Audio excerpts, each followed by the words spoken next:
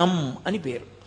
ఆయన అన్నాడు, కలియుగంలో ఈ అరుణాచల పర్వతం చుట్టూ ఎవరు ప్రదక్షిణం చేస్తారో వాళ్ళందరికీ కూడా 100 అశ్వమేధములు 100 వాజపేయములు చేసిన ఫలితం వేస్తాను. అశ్వమేధయాగం అసలు నిజానికి కలియుగంలో లేదు. కలియుగంలో అశ్వమేధయాగం సంకల్పం చెయ్యడానికి అధికారం లేదు, చెయ్యకూడదు. ఎందుకంటే నిషేధింపబడింది. అశ్వమేధయాగంతో సమానమైనటువంటిది ఒకటి ఉంది, అది చేస్తే అశ్వమేధయాగ ఫలితం ఇచ్చేస్తారు. వాడు అశ్వమేధయాగం చేశాడు అని ఫలితం ఇస్తారు. ఏదది? అనాథ ప్రేత సంస్కారం. అనాథ ప్రేతానికి సంస్కారం చేస్తే వాడు అశ్వమేధయాగం చేశాడు అని ఫలితం వేస్తారు. 100 అశ్వమేధయాగముల యొక్క ఫలితాన్ని గిరిప్రదక్షిణం చేసిన వాళ్ళకి వేస్తానన్నాడు.